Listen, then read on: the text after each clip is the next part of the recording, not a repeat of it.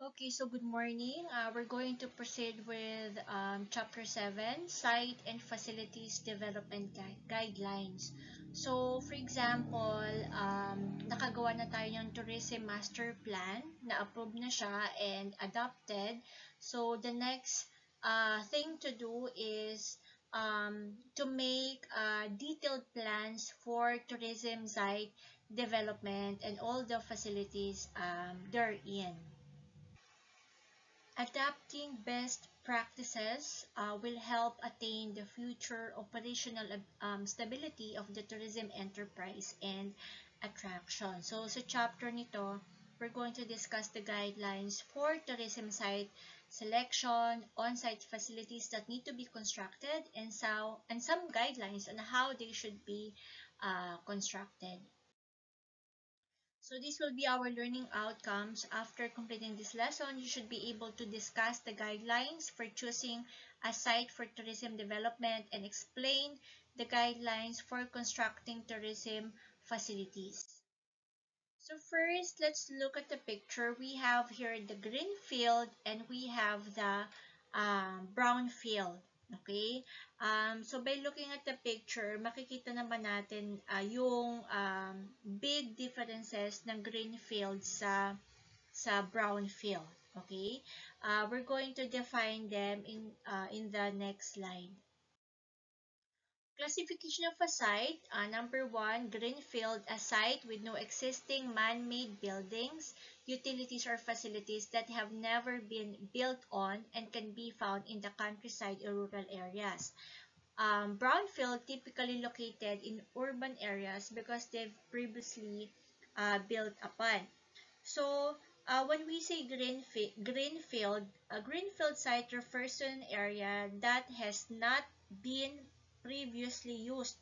So, hindi pa siya nagagamit, it has not been previously developed, at not been previously contaminated. Kaya, kumbaga, nung nakita natin yung picture, so green na green pa siya. Okay, so before, hindi pa siya nagagamit.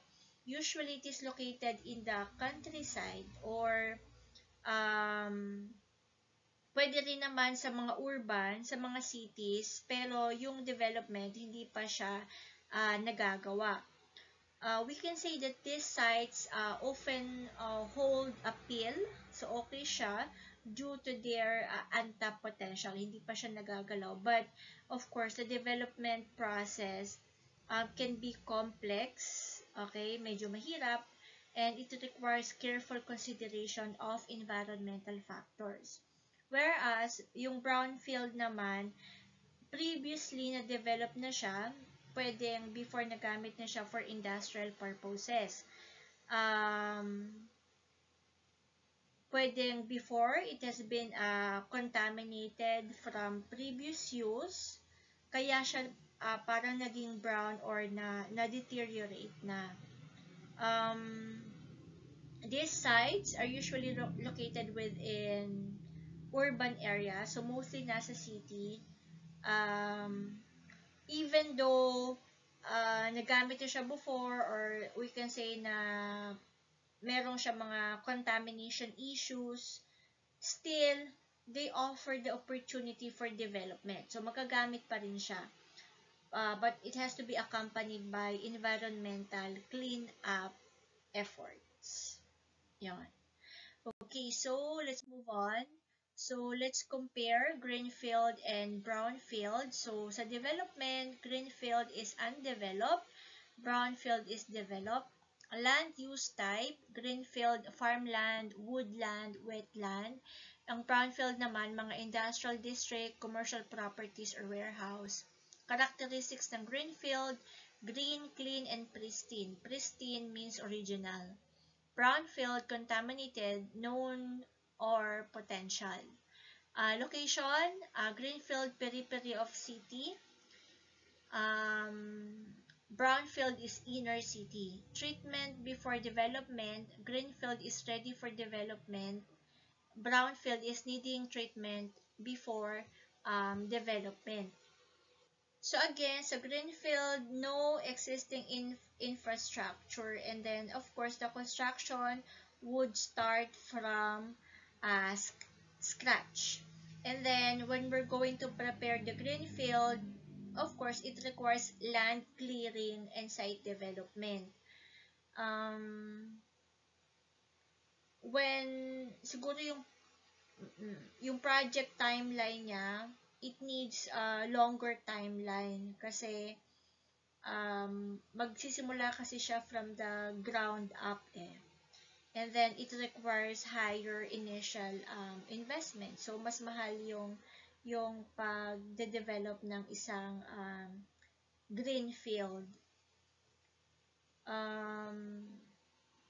Yun namang brownfield, so meron na siya mga existing infrastructure o kaya naman, yun nga, contaminated na, brown na, kasi nagamit na siya before. But,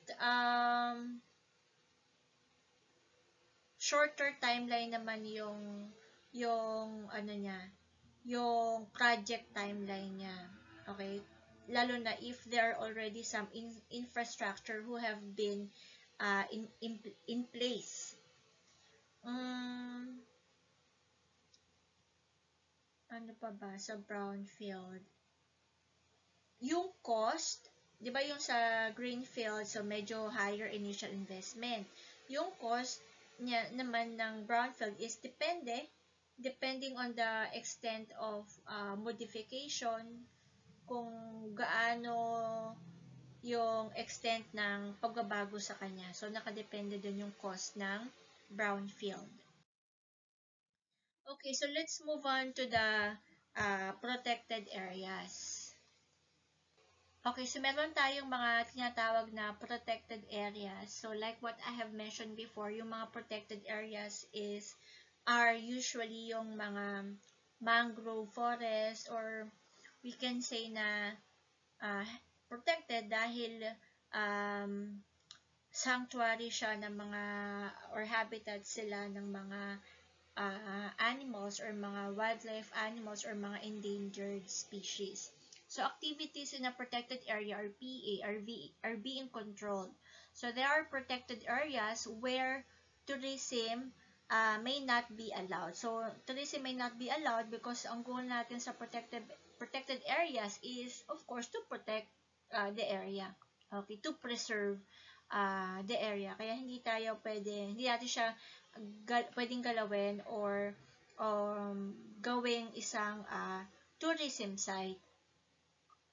The National Integrated Protected Areas System Act of 1992 categorizes protected areas into a strict nature reserve, natural park, natural monument, wildlife sanctuary, protected landscapes and seascapes, and resource reserve. All forms of tourism activities are prohibited in a strict nature reserve. Okay? Although, may mga areas na pinapayagan natin yung soft tourism. Okay? Let's define first soft tourism and hard tourism. Soft tourism is a form of tourism that does not put too much load on the environment. Hard tourism is characterized by a willingness to experience the wilderness with few comforts. Soft tourism, pinapayagan natin siya for example sa mga natural park, natural monument. Kasi when we say soft tourism naman, kung natatandaan nyo yung mga adventure tourism, soft adventure tourism and hard adventure tourism. Soft tourism, hindi gaanong naaapektuhan naman yung environment. For example, kung mga simpleng hiking lang, walking, so that's soft tourism. So, inaalaw naman natin siya sa mga natural park and natural monument. Pero yung hard tourism, yung mga adventurous recreational activities, hindi natin sila inaalaw sa mga protected areas kasi there's a possibility na masira yung ating yung ating mga landscape. For example, kung maglalagay ka ng mga activities like mga bungee jumping, ganyan, yung mga bato, usually sa mga bato, doon ikinakabit yung mga rope, yung mga lubid, and so on. So, hindi natin inaalaw yun sa mga protected areas natin. Guidelines for choosing the site for tourism development. So, the first guideline is to maintain natural aesthetics. So, how are we going to maintain natural aesthetics? Um, Natural attractions should look as natural as possible. Unique rock formations should be devoid of man-made structures. No man-made structures should be in the line of sight. For example, in Boracay, Taal Volcano, Manila Bay, and Mayon Volcano. So, dito sa maintaining natural aesthetics, for example, yung mga accommodations and other facilities, okay, sa beach area, sa mga resort, they have to be built on shore. So, walang pwedeng itayong accommodations or facilities doon mismo sa sea, doon mismo sa dagat. So, dapat sila ay onshore. They have to be located a few hundred meters from the beach area. And also, um, hindi rin pwede mag-build ng mga structures on top of the rock formation themselves. Okay? And then, yung mga cottages din, halimbawa sa mga ilog, sa mga river, yung mga cottages should be built on just one side of the river. Sa isang side lang ng river para ma-preserve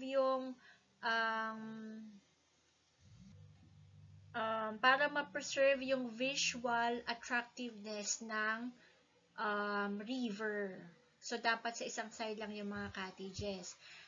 Sa mga beaches, like for example, Boracay, ang rule sa Boracay is 30 meters should be observed to retain their natural appeal and to maintain unimpeded access by the public to the beachfront. Kumbaga, 30 meters away from the sea, kailangan siya ay clear to maximize views, okay, ng beach, okay, ng Boracay Beach.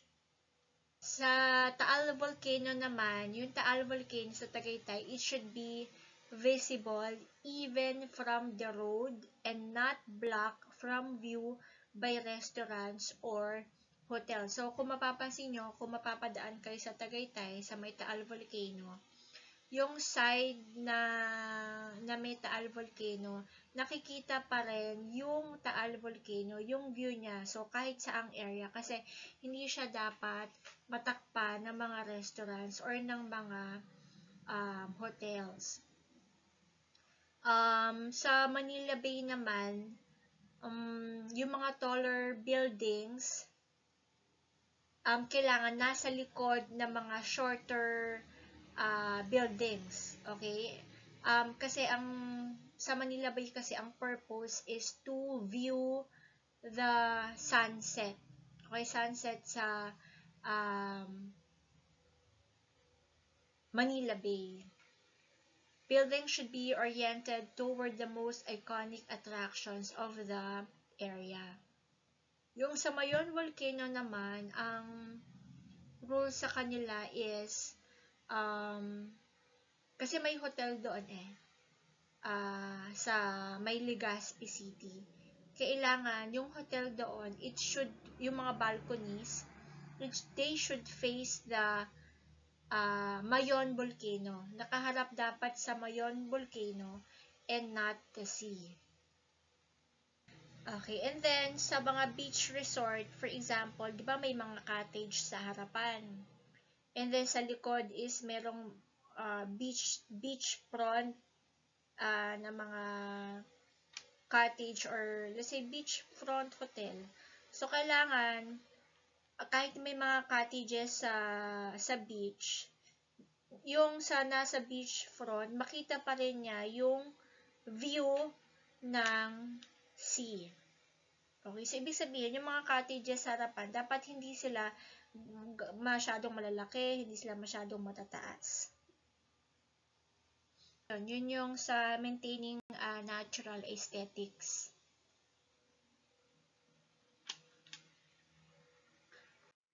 Okay, then the next guideline is use appropriate design and materials.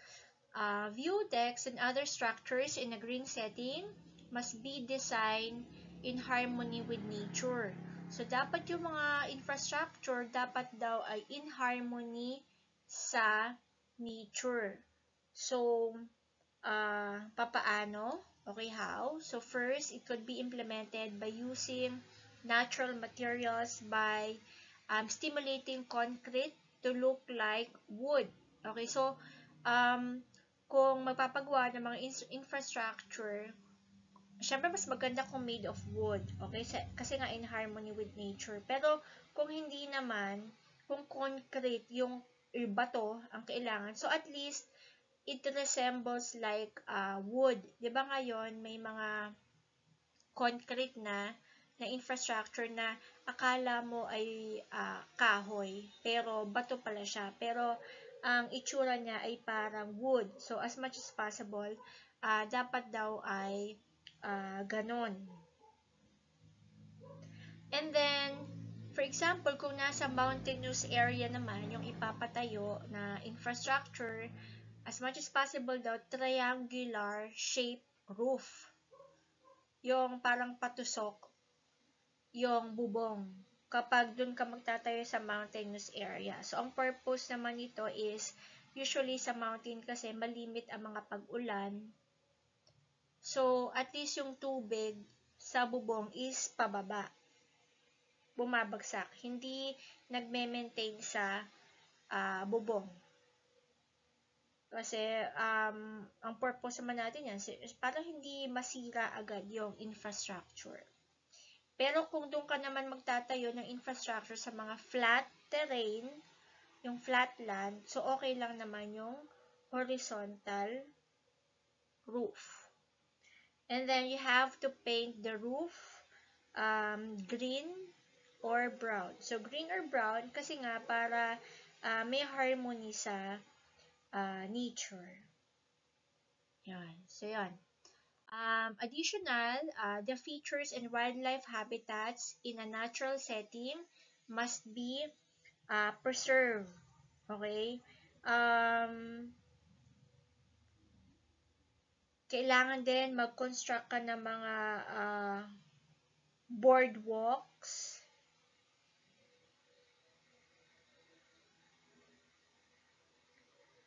Boardwalks yung dinadaanan. Dinadaanan, for example, ng mga tao. So, boardwalk na hindi siya concrete. Hindi siya yung buong semento talaga. Lalo na kung doon ka maglalagay ng boardwalk sa beach. 'Di ba merong, for example, sa beach, yung merong boardwalk na papunta doon sa dagat. Kumbaga nasa dagat na yung boardwalk. So, dapat as much as possible, hindi sa semento. Para hindi maapektuhan yung mga coral reef. And then, ano pa ba? Structures that mimic nature. Mimic is resembles, like, it's like within a natural area. Yung something na mafe-feel ng tourist yung authentic native vibe.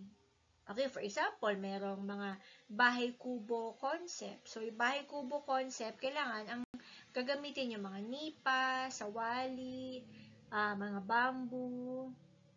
Yan. Okay. Next. Another guideline is to minimize impact on nature. So, when building structures along the river banks, it is important to not impede the natural flow of the river. Example nito, meron kasing iba na nagpapagawa ng swimming pool na ang kinukuha nilang tubig ay nanggaling sa river. If you will go to Indang, if you have been there, kung nakapunta na kayo, most of the resorts doon ay yung yung tubig na nanggagaling sa pool nila ay ang tubig na meron sa pool nila ay nanggagaling sa river. So, as much as possible ay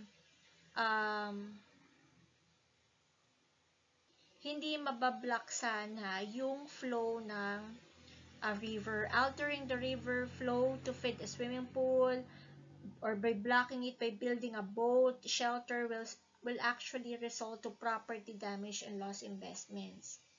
During the storm, the rivers will have stronger currents and will reclaim the parts that were occupied by man-made structures. So, hindi mo pwedeng i-impede yung pagdaloy ng ilog. Okay, so dapat yan ay freely nakakadaloy. Kasi lalo na during sa panahon ng storm, so malakas ang agos. It will create stronger current. So kung i-impede mo yon para sa mga swimming pool mo or whatever infrastructure na ipapagawa mo, there's a possibility na masira din yung ipinagawa mo. Piers, ano bang tagal nun? Mga pier, diba dun daong yung mga barko, must be built on stilts rather than packed earth. So, kung nakakita na kayo ng mga pier, kung saan dumadaong yung mga barko, for example, dapat ay yari siya sa stilt. Hindi siya dapat yari sa, as much as possible, sa concrete na hanggang ilalim ng tubig yung semento. You can search for Google kung ano yung itsura ng stilt. So, dapat ay hindi siya yung gawa ng semento na hanggang sa ilalim ay may semento. Sa ilalim ng tubig may semento. Mas maganda yung parang nakatukod lang yung stilt. Kasi anong nangyayari daw, if semento na hanggang ilalim ng tubig, yung pier na yon, is pwede siyang mag-accumulate ng napipigilan yung yung free flow of currents. Napipigilan yung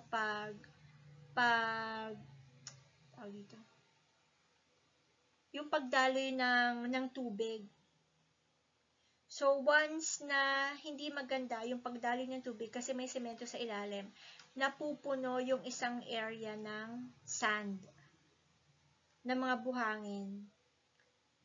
And then, ang mangyayari, pag yung isang side ng pier na puno ng buhangin, naipon lang ng naipon doon, time will come na pwede siyang mag-erode.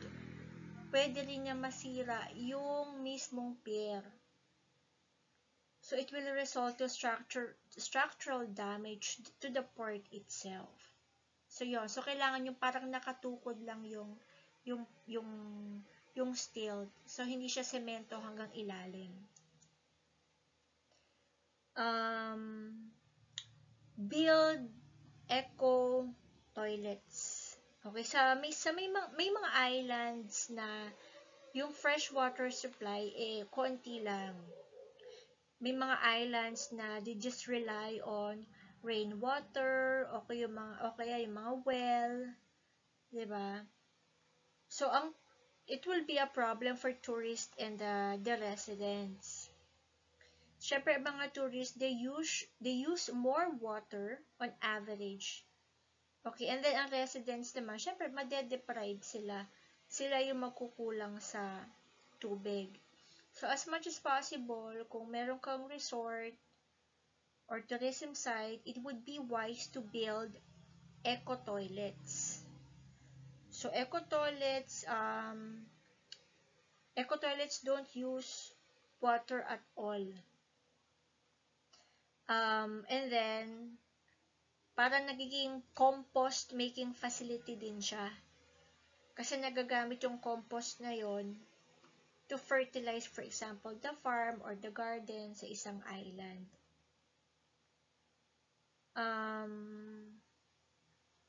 At syempre, it is mandatory na yung septic tank na i-build nila ay hindi nagsisip out to the sea na pwedeng makontaminate yung water. So, yung septic tank, kailangan it has been built behind solid rocks. At mataas siya. Yun. So, ganun dapat yung eco-toilets. Visitation levels to sensitive areas must be within the carrying capacity limit. So, as much as possible, we have to avoid the occurrence of mass tourism or over-tourism. Ang kailangan lang nating i-accept sa isang tourism site is yung number ng visitors na kaya lang ng ating tourism site. Yung hindi sila masyadong overcrowd. Walang overcrowding. Kasi pag nagkaroon ng overcrowding, mas nasisira yung tourism site. Yan. Okay. Ano pa? So, the developers, okay, so minimize impact on nature. Minimize impact on nature, it's another guideline.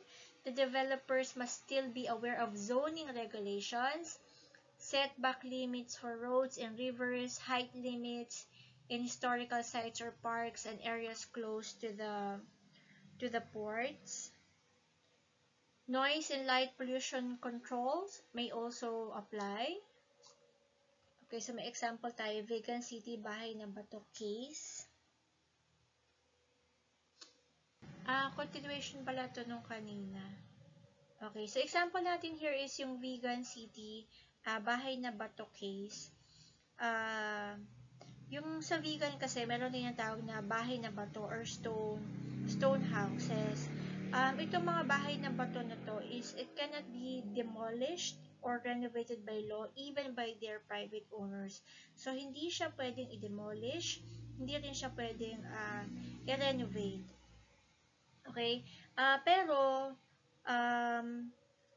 pwede naman siyang, for example, iayos. Pwede nilang i-modify, for example, for commercial use.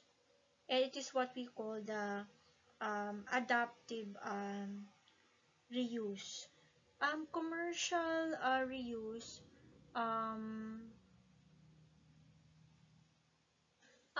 so adaptive reuse, for example, ito nga bahay na bato, pwede naman nilang i-modify,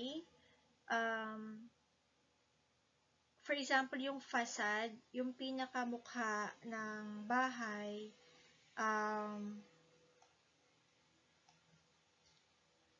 hindi nila gagalawin. And then yung materials, hindi rin nila papalitan yon. Kumbaga, same yung facade, same yung mukha ng bahay, and same din yung materials na gagawin nila. Okay? So, yung pwede nilang baguhin doon is, for example, sobrang luma ng bahay, and then that will impose threat, for example, sa mga tourists. So, yun, pwede nilang i-modify yun. Pwede nilang ayusin. Pero, as much as possible, the look will stay the same, and then the materials used are also the same. So, yung materials, for example, so yung bato, yung mga architect kasi usually dinuduktok pa talaga nila yung mga bato para malaman kung ano ba talaga yung material na ginamit doon.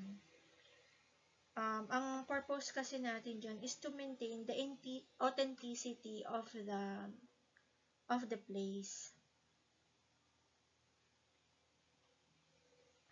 And then, sa modification, so syempre hindi naman natin sila pwede basta galawin, diba? Pwede ka namang mag-perform ng mga landscaping. Kung may mga part na hindi na gaanong maganda, so you can do landscaping, you can plant trees along the periphery of the property para kahit papano medyo matakpan yung unpleasant side. Okay? So, yun yung adaptive reuse. Okay, so next guideline is consider the impact of climate change. Rising sea levels brought about by global warming have been creeping into many coastal zones and small islands. Resilient design, the local government should also invest in water desalination technologies. It is very important to look into the long-term impact of climate change on the area being considered for development. Like, for example, if you know na in the future, yung lugar na yon makakaranas ng matinding impact ng climate change. So, of course, you will not consider anymore building something on that site. Okay, so for example, yung rising sea level. So, effect yan ng climate change. Okay, rising sea level. So, pag nag-rise yung sea level, maaapektuhan yung communities, and then it will also result to decrease yung beachfront areas, and at the same time it will also result to increased salination of fresh well water supply. So, masyadong magiging maalat na yung tubig. So, as investors, syempre, i-avoid natin yung areas na ganun. So, hindi mo nagugustuhin na magpatayo pa ng establishment sa ganong area na alam mo na may possibility or prone siya for rising sea level. However, if it cannot be avoided, halimbawa, hindi mo talaga ma-avoid, nabili mo na yung property. Sayang naman kung hindi mo gagamitin, di ba? So, all you have to do is to build structures with higher ground clearance or located on higher elevation. So, medyo mataas dapat yung structure na ipapagawa mo in order to lessen or minimize the impact of the rising sea levels in the future due to the climate change. Yan. So, dapat yung design, of course, ng infrastructure mo ay something na it can withstand the forces of nature. So, alam mong matibay, kaya yung climate change and other kind of natural disasters. So, yun yung tinatawag natin na resilient design. So, when you say resilient design, these are designs na that help the structures withstand the forces of nature like climate change and other natural disasters. Yan. And of course, dapat kung merong increased salination ng fresh water, yung umaalat na masyado yung tubig, the local government should at least play its role in investing in water desalination technologies. Okay, so yun. Right, so now, ito naman, guidelines for constructing tourist facilities. Okay, magko-construct naman. So, we have the on-site facilities. The on-site facilities should have visitor center, a building where visitors may receive, have meals, buy souvenirs, and use toilets. Dito rin sa, dapat may visitor center, di ba? So, itong visitor center, it's also a place where tourists, for example, get to wait for their turn to go on a tour. So, parang lounge area siya. Doon nag-aantay yung mga tourist sa visitor center. Pwede rin sa mga visitor center, you can put up mga mini exhibit about the destination. You can also design it with some plants, for example.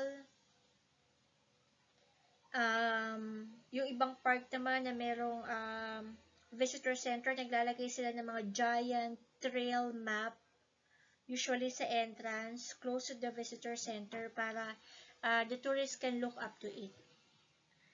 Okay, so syempre, kailangan natin ng accommodation. Okay, so dapat may accommodation. Kasi for example, hindi naman kaya ng tourist yung trip on a one-day period. So, kailangan mag-provide tayo ng accommodation. Accommodation, it does not necessarily mean na kailangan yung hotel agad. Uso na ngayon yung glamping, camping, yung maglalagay ng mga tents. So, there should have an area wherein the guest or the visitors or the tourists can just pitch their tents to the ground. Yon, okay na yon. Tent is okay. So, especially kung nasa forest, diba? Hindi ka naman pwede maglagay ng hotel sa forest. Depende. Diba? Pero usually tents are just okay.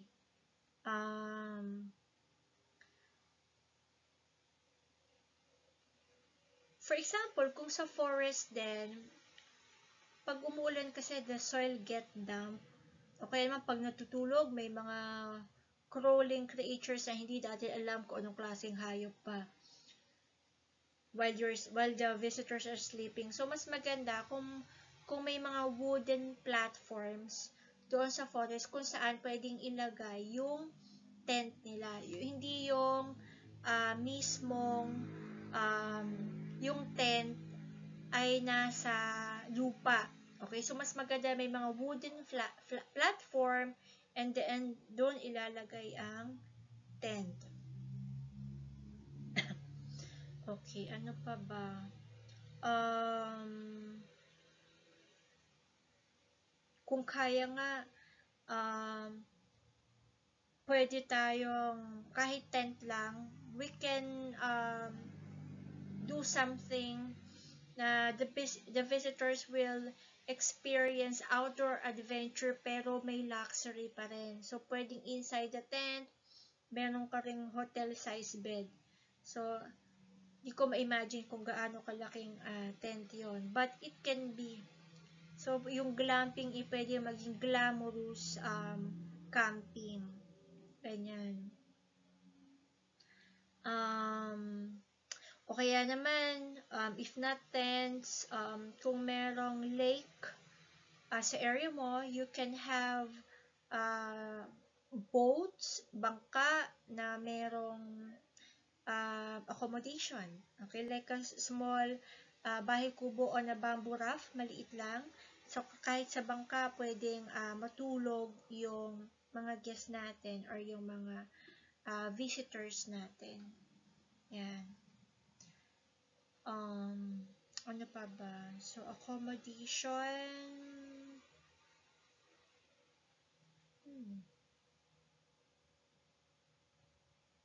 Okay, trail. Trail is a pathway that visitors could follow. Kailangan yan because dyan, of course, maglalakad ang mga visitors to explore the area. With trails, kailangan, of course, we have to maximize the safety. Okay? The tourism officers should install some directional signage along the trails. We have to minimize accident also. And it's better to build some steps and railings and view decks on such trails. So, minimize the accidents. Kailangan maiwasan din natin yung damage sa vegetation, sa mga halaman, na kung anong man meron doon sa area. Yun.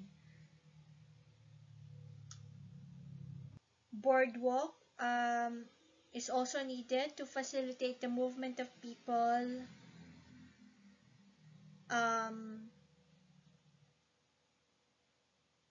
Ito kasi yung nilalakaran ng mga tao papunta from one place then to another. So, kailangan ng ng boardwalk. If you know yung para mga hanging bridge. Okay, I know you're familiar with hanging bridge. Hanging bridge is an example of boardwalk. Okay, so yun yung mga naka-attach sa mga sheer cliff. Yun, it's an example of boardwalk. Toilets and shower rooms. Okay, of course, they're essential for beach resorts with swimming pools and hot springs. So they should be well maintained. Okay, ibig sabihin na well maintained, kailangan they should look and smell clean. Water supply is important for maintaining such a level of maintenance. Kaya lang, kung kulang yung tubig, there's a water scarce. So, a good alternative is composting toilet. So, yun nga yung sinasabi natin na para mga eco toilet na yung mga composting toilets, they need no water and there is no flush system. So, the waste just goes directly to the pit dun sa butas. And then, it is covered in mga pwedeng i-cover ng wood shavings or ng lupa and so on. And then, lime. Lime is a chemical that neutralizes the odor. Okay, and then,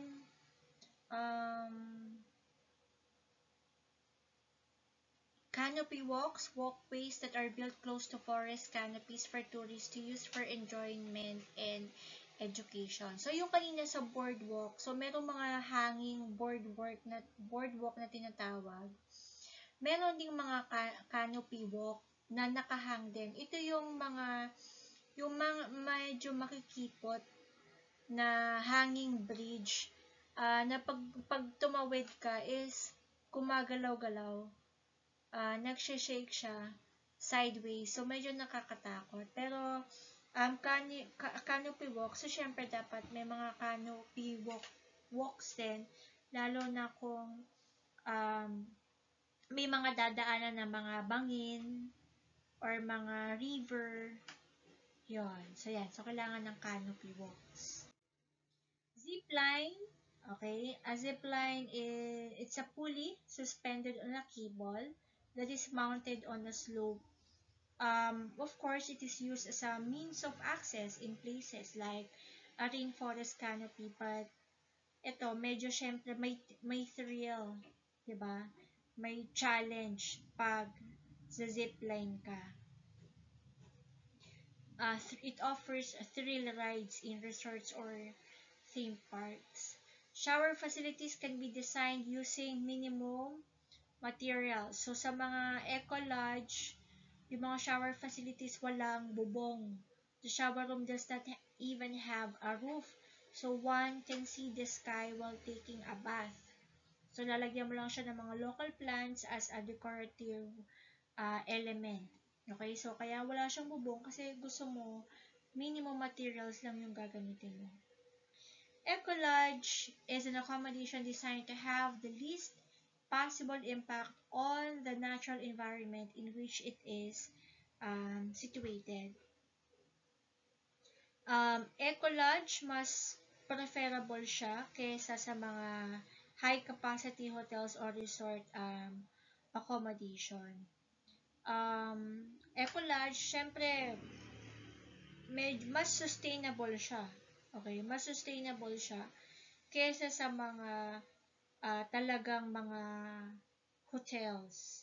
And then at the same time, when you stay in an eco-lodge, it will provide spiritual togetherness with nature and culture, and of course, they are designed and built in an ecologically and socially acceptable way.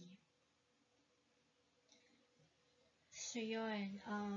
Okay, so, yun yung mga guidelines for constructing tourist sites. Meron pa ba?